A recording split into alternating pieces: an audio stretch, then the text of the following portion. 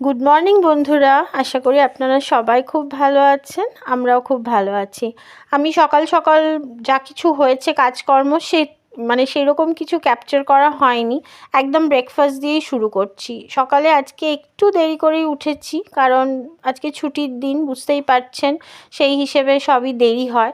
তো সেই কারণে চাটা খেয়ে একটু ঘোরাঘুরি সেরে তারপরে এসছি ব্রেকফাস্টে। আমি একটুখানি বেরিয়েছিলাম, একটা জামা আমার অল্টারেশনের জন্য দিতে যাওয়ার ছিল। সকাল সকাল একটু না গেলে না হতো না, সেই কারণে সেটা দিয়ে এসেই আগে ব্রেকফাস্ট রেডি করতে চলে এসেছি।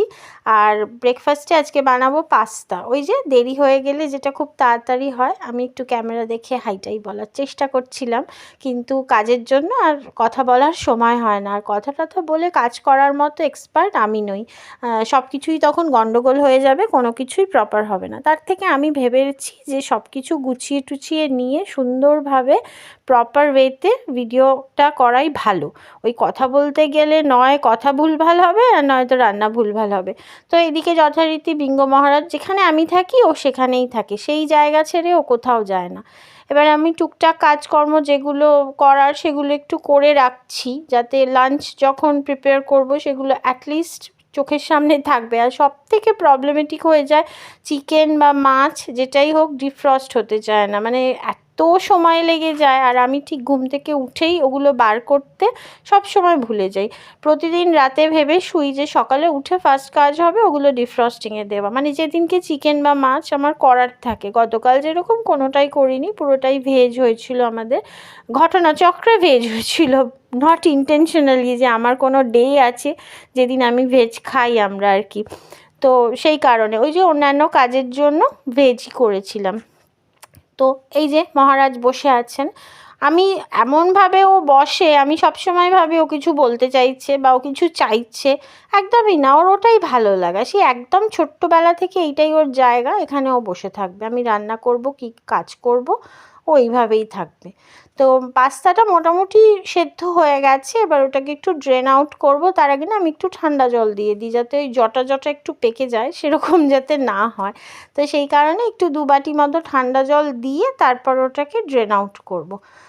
তাও সুন্দরভাবে বসে আছে। তো আমি গেলাম, আমাকে একটু আদর টাদর করছে, মানে ওকে এটা মাঝে মধ্যেই কাজ করতে করতে করতে হবে, ও করবে আদরটা। আমি যখনই ওকে ধরতে যাব ও পালাবে। সেটাই আমি ওকে বলছি যে তুমি আমাকে আদর করবে, আমি করতে পারবো না। আর আমার সবসময় ওর ওপর একটা চটকাই পটকাই ব্যাপার থাকে, তো সেটাও খুব ভালো বুঝতে পারে। ওই জন্য চলে গেল সুরসুর করে, কারণ জানে মামা এবার ধরে আমাকে চটকাবে।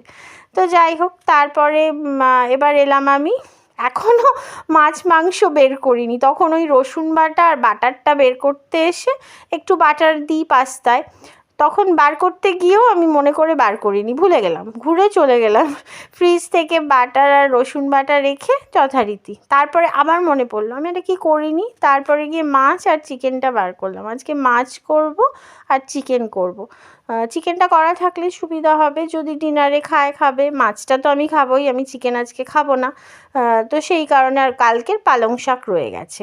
তো যাই হোক, এবার পাস্তাটা প্রিপেয়ার করব, কারণ ড্রেন আউট করে নিয়েছিলাম। পাস্তায় আমি প্রথমে একটু শুকনো লঙ্কা কুচো করে কেটে দিয়ে দিলাম, চিলি ফ্লেক্সটা ফুরিয়ে গেছে। অ্যাকচুয়ালি চিলি ফ্লেক্সটা আমি বানিয়েই রাখি, সেই বানানোটাই ফুরিয়ে গেছে।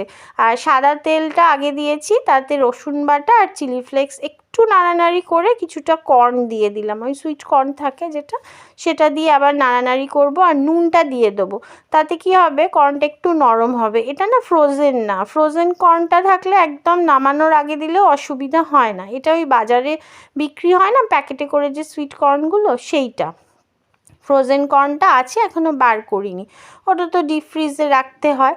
তারপরে পাস্তাটা দিয়ে ভালো করে নাড়ানাড়ি করে নেবো, ব্যাস। আর কিছু হার্বস আছে, ওই ছোটো ছোটো পাউচ যেগুলো থাকে, আমি ওগুলোই কিনে নিই, কারণ ওগুলো কেটে একবারে ইউজ হয়ে যায়। আর বটলে যে হার্বসগুলো থাকে না, আমার যেন মনে হয় শেষের দিকে গন্ধটা চলে যায়, মানে খুব একটা লাগে না গন্ধটা। দেখবেন গরম মশলা কেটে যদি প্যাকেটে ঢেলে রাখেন না, শেষের দিকে গিয়ে, মানে প্যাকেট থেকে ঢেলে রাখেন আর কি, সরি ভুল বললাম, প্যাকেটটা কেটে যদি কন্টেনারে ঢেলে রাখেন, তাহলে কিছুদিন চলার পরে শেষের দিকে গিয়ে যেন মনে হয় গরম মশলার গন্ধটা নষ্ট হয়ে গেছে। তো সেরকমই এই হার্বসের ক্ষেত্রেও আমার তাই মনে হয়। তাই জন্য আমি ছোটো ছোটো প্যাকেটগুলো আনি, যখন হয়ে যায় একটা প্যাকেট কি 2 প্যাকেট যতটা লাগলো সেটা দিয়ে ফেলে দিই, হয়ে যায়, আর এক্সট্রা হয় না, তাই রাখার ব্যাপার নেই। আর নামানোর আগে আমি বাটারটা দিয়ে দেবো। এই বাটারটা না ওই হার্বস, এই যে এই পাউচগুলো আমি ইউজ করি, অনেকগুলো একসাথে থাকে, একটা বড় প্যাকেটের মধ্যে হয়, তো সেটাই আনি। আর এখানে আমি যে বাটারটা ইউজ করেছি না, ওই হার্বস যে বাটারটা আছে আমুলের গ্রিন কালারের প্যাকেটটা, ওটা ইউজ করি। তো হয়ে গেছে পাস্তা রেডি, 3 জনের প্লেটে ঢেলে ফেলেছি। আমিও খাবো, আমি ছোট একটা প্লেটে নেব, ওদেরকে একটু বড় প্লেটে না দিলে অসুবিধা হয়, ছোট প্লেটটা কেমন মনে হয় কম লাগছে, পড়ে যায় যদি, সেই কারণে। আর পাস্তাটা আমার 2 মেয়ের ভীষণ ফেভারিট, ওই জন্য প্রপার ওয়েতে দিলাম। আর এদিকে আমি চিকেন আর মাছ বার করে নিয়েছি, মোটামুটি ছাড়ছে। এদিকে মাছের জন্য আলু, ফুলকপি, টমেটো রেডি করেছি, আর এদিকে মাংসের আলু আর একটা বড় পেঁয়াজ দেব, তাহলেই হয়ে যাবে। আর কাঁচা লঙ্কা তো লাগছেই, আর ভাতের চালটাও ভিজিয়ে রেখেছি। মানে পাস্তা খাওয়ার পর আমি এতগুলো কাজ সেরে নিয়েছি, তারপরে আবার ক্যামেরা অন করেছি, আপনাদেরকে দেখিয়ে দিলাম কি কি অ্যারেঞ্জ করেছি আজকে। আর বললামই পালং শাক রয়েছে, ওটা হয়ে যাবে আজকে, মানে সামনের পাতে একটু খাওয়ার জন্য। ডাল সেদ্ধও ছিল, কিন্তু ডালটা আর আমি ফোড়ন দিইনি, দেরি হয়ে যাচ্ছে বলে ছেড়ে দিলাম, আর লাগলো না। তো এবারে মাছটা করব, আগে চিকেনটা না একটু ছাড়তে বাকি আছে, চিকেনটা আমার অনেকটাই লাগবে, কারণ সোনার জন্যও হবে, মানে বিঙ্গোর জন্যও হবে, আর আলাদা করে সবার হবে, তো সেই জন্য আরেকটু মনে হচ্ছে যেন ছাড়বে। কিন্তু মাছটা হয়ে গেছে, 4 পিস মতো করব, ডিফ্রস্ট হয়ে গেছিলো, নুন হলুদ মাখাচ্ছিলাম ততক্ষণ তেলটা গরম। আর মাছের তেলটা ভালো করে গরম না হলে না অসুবিধা হয়, আমার যেন মনে হয় আটকে যাচ্ছে, উল্টাতে পারি না। তো তারপরে মাছটা ভেজে নিয়ে, কিছুই না, জাস্ট আলু ফুলকপি দিয়ে মাছের ঝোল করেছিলাম আমি, আর টমেটো দিয়েছিলাম, আদা বাটা জিরে বাটা কিচ্ছু দিইনি, শুধু সাদা জিরে ফোড়ন দিয়েছিলাম, ব্যাস ওতেই হয়ে গেছিলো, আর হলুদ লঙ্কার গুঁড়ো, ব্যাস এই দিয়েই করেছিলাম। হ্যাঁ, ফুলকপিটা অবশ্যই দিয়েছিলাম, খুবই ভালো গন্ধটা বেরিয়েছিল, আর ফুলকপিগুলো অন্যরকম বেশ ভালো পেয়েছে এবারে, একদম সেই টাইট ফুলকপি যেগুলো হয়, ওই এত বড় সাইজেরগুলো না আমার কোনো টেস্ট লাগে না, একটু ছোট ছোট টাইট ফুলকপিগুলো মনে হয় যেন বেশ ভালো গন্ধটা লাগে। যদিও এর পরের যেগুলো আসবে ওই বড় বড় হাতির মাথার মতোই ফুলকপিগুলো আসবে, আর সেগুলোই ঘটনাচক্রে খেতে হবে, কারণ ওগুলোই পোকা হবে, বিচ্ছিরি একটা টেস্ট হয়ে যাবে। মানে এখন ঠান্ডা আছে বলেই ছোট ছোটোগুলো পাওয়া যাচ্ছে, আর কিছুদিন পরে এন্ড অফ ফেব্রুয়ারি অবধি তো চলবেই ফুলকপি, মানে সেটা নিয়ে কোনো সন্দেহ নেই, আমার বাড়িতে প্রায় সারা বছরই ফুলকপি চলে। তো এখানে আমি ফুলকপি আলুটা ভাজছিলাম জিরে ফোড়ন দিয়ে, মাছ ভাজা তো হয়ে গেছে, বকবক করতে করতে আসল জায়গা থেকেই বেরিয়ে যাই। তো ভাজার পরে একটুখানি যখন লাল লাল হয়ে যাবে আলু ফুলকপিটা, তারপরে আমি টমেটোটা দিয়ে দেবো, দিয়ে ব্যাস আর কিছুই সেরকম দেওয়া নেই। আর এদিকে আমি চলে এসেছি, মাংসটা আবার কষছি, একদিকে প্রেশারেই করব, কারণ আর কড়াই টড়াইতে যাব না। ওইদিকে মাছের ঝোলটা হয়ে গেছে মোটামুটি, টমেটো দিয়ে একটু ঝোল রেখেছি, আর এই পাশে বিঙ্গোর চিকেনটাও হয়ে এসছে, সিমে দিয়ে রেখেছি, ওটাতে একটু নরম করতে হয়। আর এই মাংসটা লাস্টে করছি, কিছুই না, এটাও হয়ে এসেছে, কষিয়ে জাস্ট জল দিয়ে দেবো, তাহলেই হয়ে যাবে। এই যে মোটামুটি লাঞ্চ রেডি।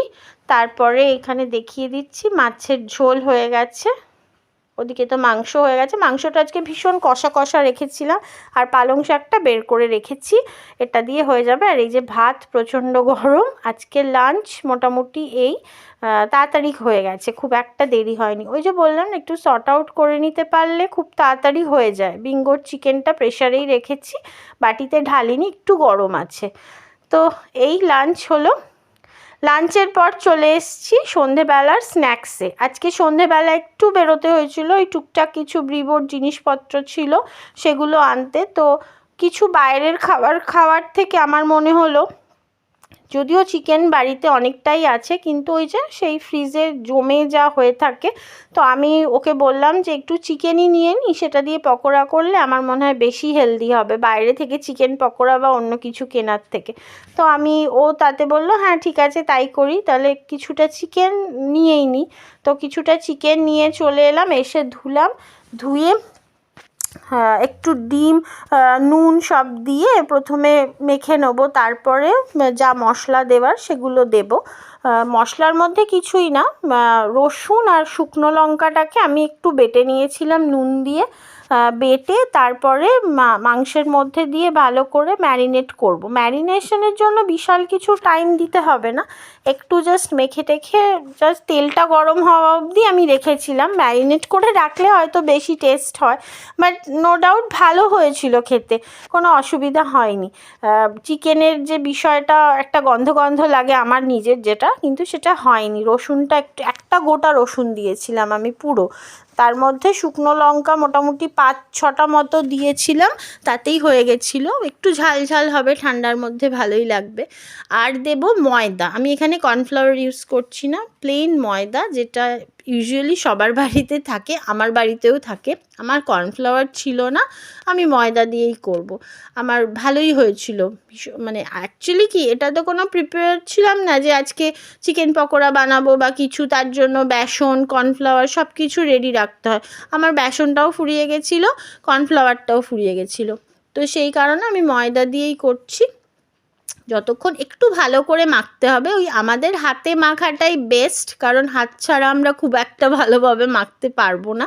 তো আমি বেশ ভালো করে হাত দিয়েই ভালোভাবে মেখে টেখে নিলাম, নিয়ে একটুখানি রেখে জাস্ট তেলটা গরম করা অবধি এইভাবে, হ্যাঁ জলের মাপ একেবারেই দিইনি আমি, কোনো জলই নেই এখানে, যা চিকেনের গায়ে যেটুকু জল থাকে সেইটার মধ্যেই ভালো করে মশলাটাকে মাখিয়ে মাখিয়ে প্রত্যেকটা চিকেনের মধ্যে যাতে পুরো ব্যাটারটা লাগে সেইভাবেই মাখাতে হবে। তো এখানে তেল নিয়ে নিয়েছি, তেলটা একটু বেশিই লাগবে যেহেতু ডিপ ফ্রাই, কিছু করার নেই। তবে হ্যাঁ, আমাদের বাড়ির তেল অসুবিধা নেই, কেনা জিনিসের থেকে অনেক ভালো, কারণ বাইরের তেলে ভাজাটা আমার একদমই চলে না, মানে ভালোবাসি না মানে বলতেই পারি। এত বাজে এক্সপিরিয়েন্স হয়েছে একবার বাইরের এই তেলে ভাজা খেয়ে, তো সেই কারণে আমরা একদম বাইরের কোনো তেলে ভাজা খাই না। যেটাই খাই, যাই খাই, বাড়িতে করে খাই, সব সময় সেটারই চেষ্টা করি। যেদিন ইচ্ছা করে না সেদিন খাই না, সেটা নিয়ে কোনো সন্দেহ নেই, বাট কিনে এনে কোনো কিছু এই ধরনের জিনিসপত্র আমরা খাই না, তো এটা অনেক বেশি হেলদি হয়।